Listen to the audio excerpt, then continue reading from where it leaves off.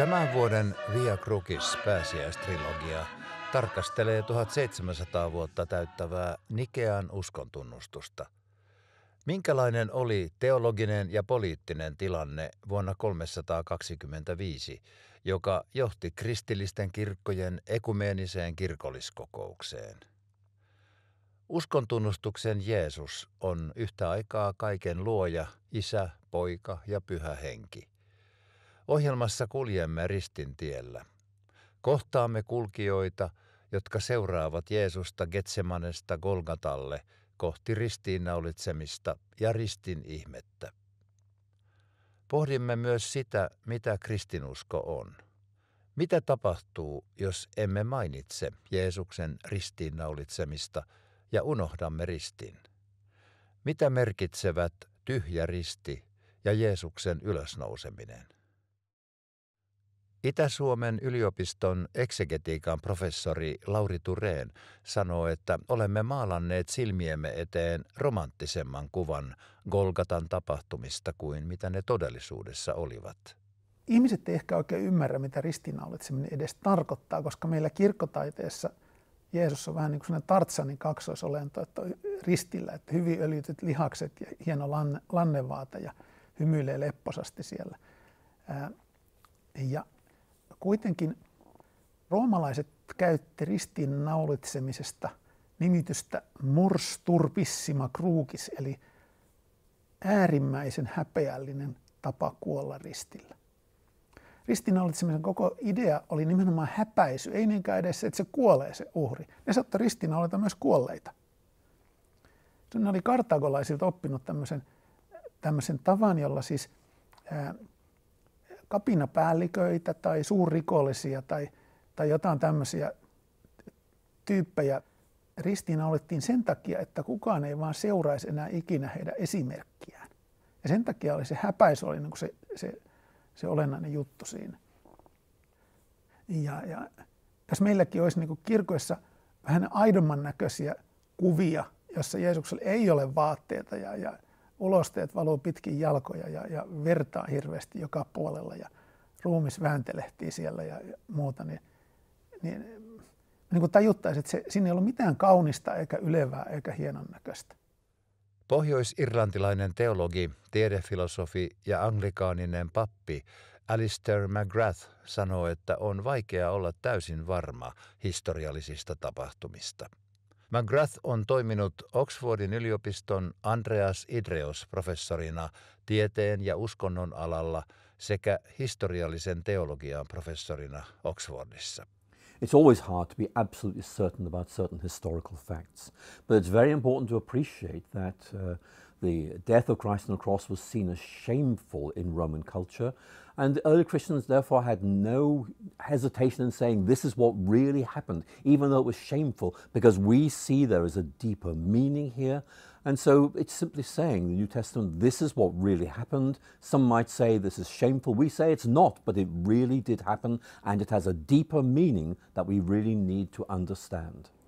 Kristiuskon alkuaikoja, jos ajatellaan, niin me ollaan näin 2000 vuoden välimatkasta siihen alkuaikaan, niin jotenkin oivallettu, että voisiko nämä olla niin kuin kaksi eri uskontoa, tai onko niin kuin juutalaisuus ja kristinusko eri uskontoja, mutta siihen aikaan kysymys oli Jumalan liiton uudistamisesta ihmisten kanssa. Helsingin ydinkeskustassa on yli 25 vuoden ajan esitetty Jeesuksen viimeisistä elinpäivistä kertovaa Via Crucis katunäytelmää. Tunnettu virsirunoilija ja kirjailija Anna-Mari Kaskinen on kirjoittanut näytelmän käsikirjoituksen ja sijoittanut esityksen tänä vuonna Senaatintorille. Yleisölle maksuton esitys on koonnut vuosittain tuhansia ihmisiä seuraamaan pääsiäisen tapahtumia. Suomen suurinta teatteriesitystä Via Crucista ohjaa Markku Arokanto. Via Crucis, joskus siinä on myöskin lisänimi, että se on tämä ristin tie. Via Dolorosa tuolla Euroopassa useasti käytetään lisänimenä se Via Crucis, Via Dolorosa, ja se on keskiaikainen näytelmäperinne. Se on syntynyt silloin, kun rutto riehui Ja eräs saksalainen kaupunki, joka lupasi, että jos he selviää rutosta, niin he rupeaa esittämään Raamatun tarinoita ja tätä Uutta testamenttia. Ja se perinne on sieltä ollut heitä 1500-luvulta, 1200-1500-luvulta asti. Että tämä on niin vanha perinne, mutta meillähän Via Crucis liittyy vuoteen 1996, jolloin Paavo Liski ohjasi ensimmäisen tässä muodossa olevan Via Cruciksen. Esimerkiksi meidän versiossa aloitamme siitä, kun Jeesus on ollut 40 päivää autiomaassa ja tulee ja on paholaisen kiusaukset tulee siihen. Meillä on laajennettu. Ja sehän teatterissa on hienoa, että me voidaan yhdistää eri kohtauksia ja kertoa taustoja myöskin. Ottaa simultaanisesti vähän kauempaa Raamatun tarinoita. Mutta ennen kaikkea pääsiäisessä ollaan. Vahvasti Jeesuksen viimeiset päivät. Tämä oli minulle hyvin kiinnostava haaste ja tavallaan tässä on myöskin paljon tuttua, kun olen ollut käsikirjoittajana Vivamon Raamattukylässä. Meillä on nyt jo 20. vuosi tänä vuonna ja siellä on esitetty 25 näytelmää, joista noin 20 on Uuden testamentin näytelmiä. Eli se, että Jeesus tulisi näytelmään päähenkilöksi tai joskus vähän sivuhenkilöksikin, niin se on minulle hyvin tuttua. Että olen kirjoittanut näytelmän Jeesuksesta Seimessä ja 12-vuotiaana temppelissä ja Jeesuksen kasteesta ja Kaanaan häistä ensimmäisestä ihmetteosta ja sitten tästä, kun hän kutsui opetuslapsiaan ja opetti kansaa ja hänen ystävistään Martasta, Mariasta ja sitten niistä ajoista, kun häntä ruvettiin sitten aluksi, hän pääsi suosion keskelle ja oli hyvin niin kuin seurattu henkilö, mutta sitten tuuli kääntyi ja tiedämme sitten, mitä hänelle tapahtui, mutta tämä ei pääty suruun, vaan kuitenkin ihmeelliseen iloon. Ja nämä ajatukset mulla oli ikään kuin taustalla ja ajattelin, että olisipa todella hienoa saada tänne Helsingin keskustaan tämmöinen näytelmä, että monta kertaa nämä pääsiäisnäytelmätkin ovat siellä kirkon seinien suojassa tai ovat sellaisissa paikoissa, minne ei välttämättä joku, joka ei ole tutustunut tähän aiheeseen ja näihin kristillisiin näytelmiin ja kirkkovuoden aikoihin, ei välttämättä löydä tietää, mutta kun me ollaan nyt ihan tässä Helsingin paraatipaikalla ja me voidaan siellä tästä kertoa, niin se oli minusta semmoinen valtavan hieno mahdollisuus ja haaste. Raamatun kertomuksista on tehty useita teoksia eri taidemuotoja käyttäen.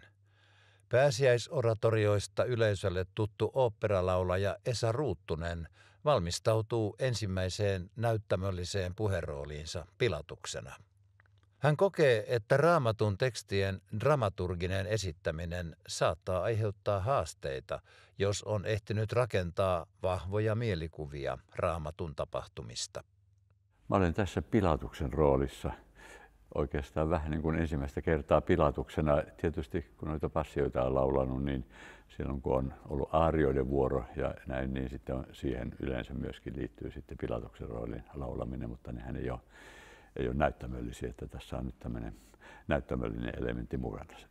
Via Crucishan on siis tämmöinen tavallaan niin kuin avataan se Raamatun kertomus tämmöiseksi niin kuin nähtäväksi näytelmäksi ja siitä tietysti seuraa, varsinkin kun teksti on sitten muokattua ja lisättyä Raamatun tekstiin nähden ja on lauluja ja runoja, jotka on sitten tullut siihen mukaan, niin totta kai se tekee siitä semmoisen huomattavasti elävämmän ja ihmisille lähestyttävämmän ja tietyllä tavalla voi tehdä tai tekeekin varmasti semmoisen niin kuin enemmän ymmärrettäväksi kaikki pääsiäisen tapahtumat, mutta ainahan tämmöisissä, silloin kun lähdetään tekemään tällaista näyttämöllisesti muuttamaan Raamatun tekstiä, niin jollekin voi tulla sitten semmoinen olo, että se muuttaa sen mielikuvan, jonka minä olen itse luonut siitä Raamatun tekstistä, jonka mä olen oppinut lukemaan. Että se näytelmä, jonka mä olen niiden tekstien pohjalla omaan päähäni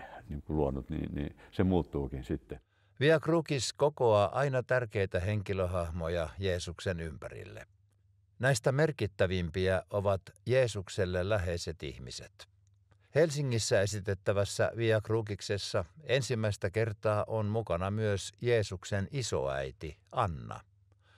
Rooli sopii kokeneelle näyttelijälle Eeva-Maija Haukiselle, joka on itsekin mummu. Annan tytärtä, Jeesuksen äitiä, näyttelee Outi Haaranen-Halme.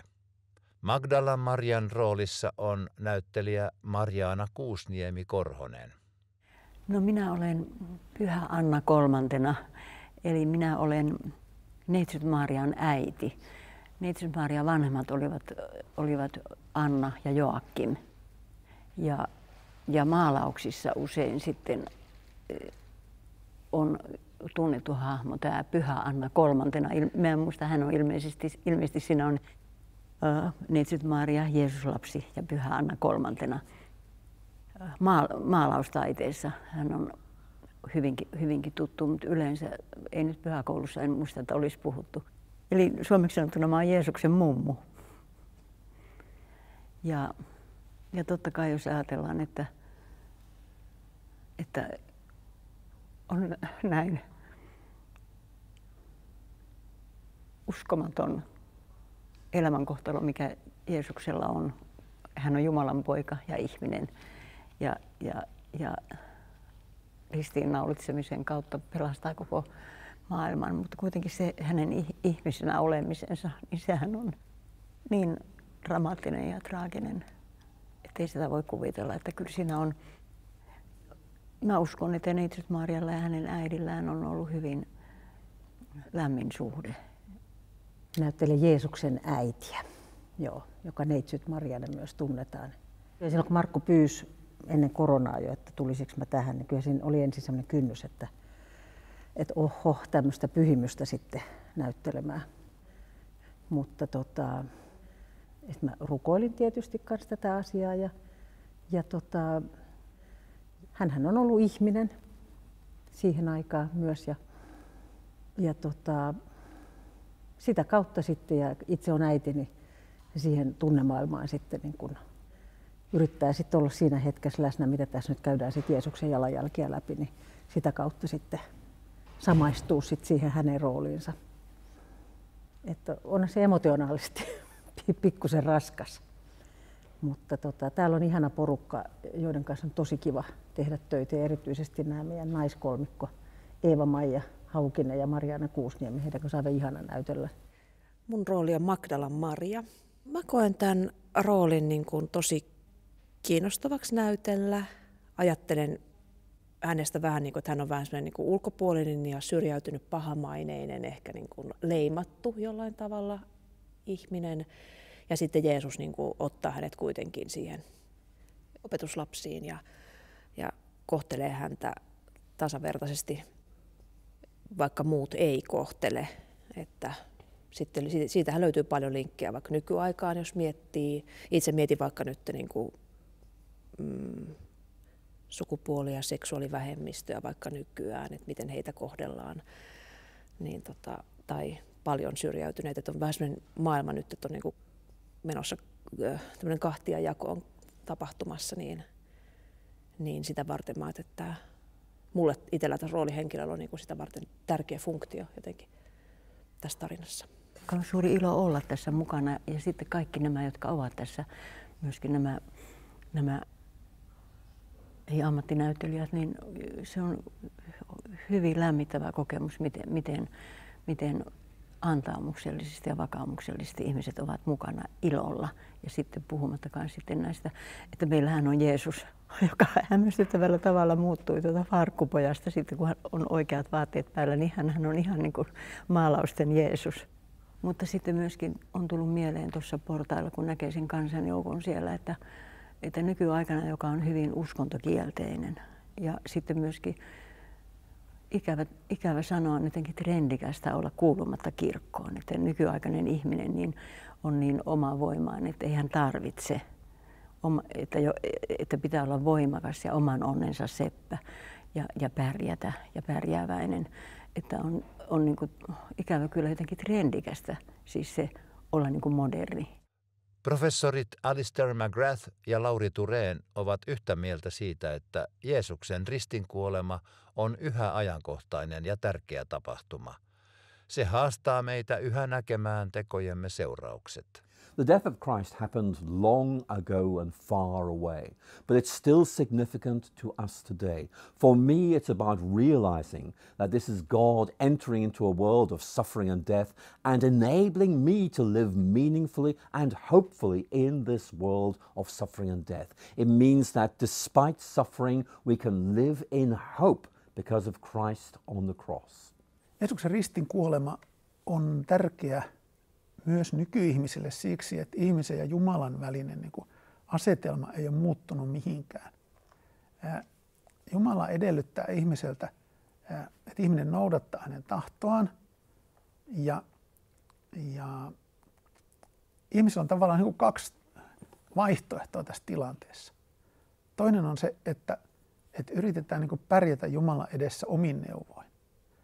Ja nyt jos tätä Matteuksen evankeliumiakin lukee, niin Matteuksella niin Jeesus kertoo, että miten tämä onnistuu. Että jos silmäsi viettelee sinua, niin kaiva se pois päästäsi ja heitä pois luotasi. Tai jos kätesi viettelee sinua, niin hakkaa se poikki ja heitä pois.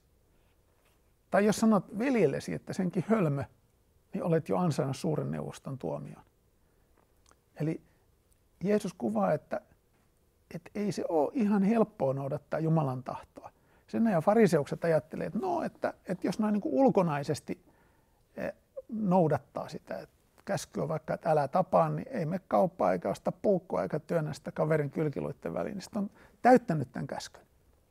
Mutta Jeesus opetti ihan järkevästi, että ihminen voi tehdä toiselle ehkä paljon pahempaakin vahinkoa kuin fyysistä vahinkoa sillä, että se sanoo pahasti. Että pahat sanat saattaa joskus vahingoittaa ihmistä vielä enemmän. Ja silloin, tai sitten ajatukset. Jeesus sanoi, että sydämestä ne nousee ne pahat teot. Että se vika on siellä. Jos ei sitä korjata, niin se on sama, vaikka eläisi ulkonaisesti oikein. Silloin kun uskovat juutalaisessa seurakunnassa tunnistivat Kristuksen, niin he eivät mahtuneet enää pian siihen juutalaiseen yhteisöön, vaikka he ymmärsivät alkuaikoina, että se on vain Jumalan liiton uudistamista, jonka pitäisi olla ihan piece of cake kaikille, jotka siellä kuuluu siihen, että tätähän tässä on odoteltu, mutta ihmisillä olikin sitten omia käsityksiä siitä, minkälainen se Kristuksen paluu, Messiaan paluu olisi. Ja ne oli rakkaampia niille kuin totuus. Jeesuksen roolia Via Crucixessa näyttelevä Panu Haavisto tuo esiin Jeesuksen inhimillisiä puolia, eikä yritäkään olla kuin Jumala. Mä esitän Via Crucixessa Jeesusta.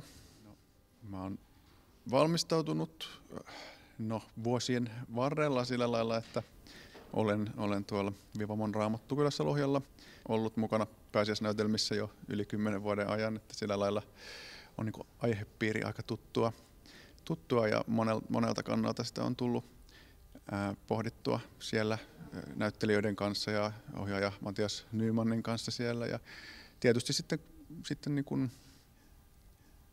erityisesti Johanneksen evankeliumin niin kuin Jeesuksen jäähyväisrukous esimerkiksi on niin kuin nyt puhutellut tosi paljon itseä tässä, että toki niin kuin pyrkinyt lukemaan niitä tekstejä ja miettimään myöskin ehkä sillä lailla, että tavallaan kun myöskin kun itsekin on niin kuin monessa eri versiossa ollut mukana ja sitten tietyllä tavalla monesti ne tietyt ehkä Raamatun tekstit tulee niin kuin monesti, ehkä aika monesti niin kuin samoja niin kuin suoria lainauksia esimerkiksi, mutta sitten on ihan mielenkiintoista katsoa vähän, että miten niin kuin esimerkiksi jossain toisessa evankeliumissa sama asia ilmaistaan, että se tuo semmoista mielenkiintoa ehkä itsellekin.